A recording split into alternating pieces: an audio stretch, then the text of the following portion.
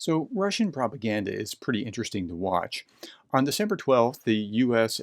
Released some or declassified some information showing that approximately 315,000 Russian troops are estimated to have been killed or injured in Russia's full-scale invasion. Okay, so what was Russia's response to that?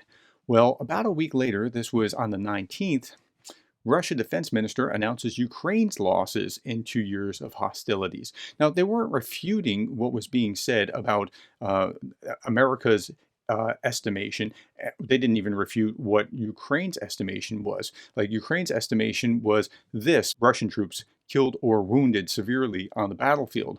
So they came out and they said this absurd claim. Since the beginning of the special military operation, the armed forces of Ukraine, AFU, have lost at least 383,000 military personnel, Russian Defense Minister Sergei Shoigu said during a meeting of the Board of Ministry of Defense.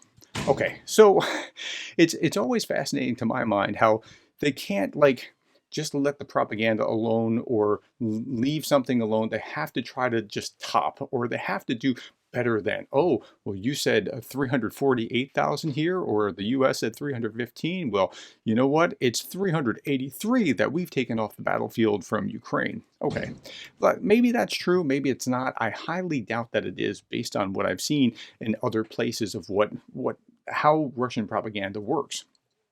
During the meeting at the Board of Ministry of Defense, Shoigu stressed that Ukraine had lost 159,000 military personnel since the start of its counteroffensive, which began on June 4th. That's a significantly high number, and if you just look at it, um, it doesn't seem to make sense. Okay, let's just look at the overall number of 383,000 first. So 383,000 divided by 8, because they usually say there's a multiple of 8 or 10 or something along those lines when they try to say, well, we lost, 5,000 here, but they lost 10 times as many, that kind of thing. So let's use the conservative figure of 8, because they'll say 8, 10, 12, something like that.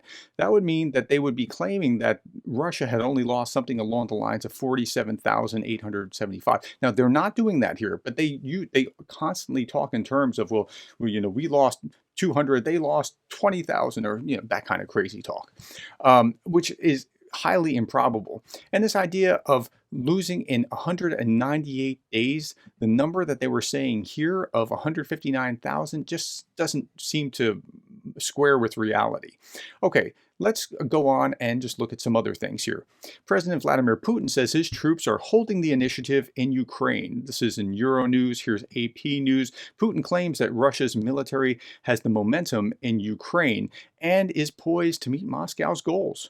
Okay, so it's all working to plan, of course. I mean, everything's working exactly according to plan. Russian President Vladimir Putin declared on Tuesday that his country's military has seized the initiative in Ukraine after repelling a months-long counteroffensive and is well positioned to achieve Moscow's goals. Now, he is running for president, and so he's trying to run a victory lap showing how awesome his work has been so far. It doesn't matter that they can't buy eggs or whatever in many parts of Russia. That's not the issue. His country's military has seized the initiative. He's probably talking about Avdiivka. Now, Avdiivka has been a slaughterhouse, but they're seizing the initiative. They keep attacking. Okay, and it's poisoned to achieve, or poisoned, that was a Freudian slip if I ever heard one, positioned to achieve Moscow's goals. Our troops are holding the initiative. We are effectively doing what we think is needed, doing what we want. Okay, that line was really interesting to me. Doing what you think is needed and doing what you want. I mean, if I look at the map, if I just look here, this map hasn't really changed in the last most of the year. Well, not a whole year. I mean, it's changed a little bit, but at least in the last 8 months or so, not a lot has changed at all on the map. So holding the initiative and doing what we want, I mean, something seems not quite right about this. I'm not sure what to say. Now, if we go down a little bit further in the article, we'll see this. The enemy has suffered casualties, Putin said, adding that the myth of invulnerability of Western weapons has collapsed. Well, but not all the Western weapons have been brought to bear. That's the thing. And when the story of Ukraine is written, it's going to be the story of it was too slow getting stuff to provide things for Ukraine. That's going to be the story. Shoigu said that 650,000 Russian soldiers have received combat experience in Ukraine, turning the Russian army into, quote, the best prepared and capable army in the world, armed with advanced weapons that have been tested in combat. Well, they were supposed to be the second best army in the world to begin with. So now I guess they're the first best army in the world. Is that what he's saying? He declared that the Russian arms industry have increased the output of tanks by 5.6 times, the number of drones by 16.8 times, and bolstered the production of artillery munitions by 17.5 times since the start of what the Kremlin calls the special military operation. Okay, and that may be true, but they also started with a very small number of how much they were outputting before they have increased this many times over. And they're relying on folks like North Korea for many of these supplies, and Iran for many of the drones and things along those lines.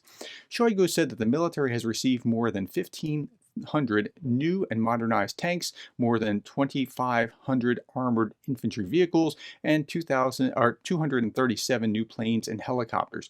Now, okay, so some of this is true, but let's separate fact from fiction and understand what's going on, because and here's another thing. They always talk about how robust the economy is, how sanctions haven't worked. You can't stop Russia. And when you look at Russia as opposed to Ukraine, there's a pretty significant overmatch, right, in population, in geographical size, in GDP.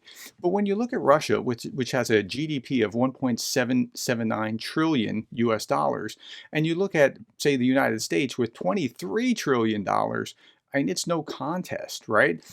If you look at, again, $1.79 trillion for Russia, here is New York with 2 trillion in their, I mean, it's just one state in the United States has a larger GDP than Russia. So it's not a matter of whether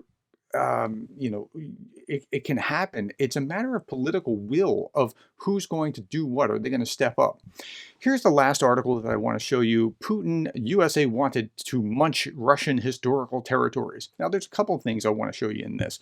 One, the USA wasn't trying to take anything from anybody. It was just, this was Ukraine. You invaded, and now we're involved. And two, it's not your historical I mean, it is in a historical sense, but it is no longer your territory. It's a territory that you once controlled, but it's not your territory. Russia could not let the United States, quote, munch the original Russian territories, unquote, in Ukraine.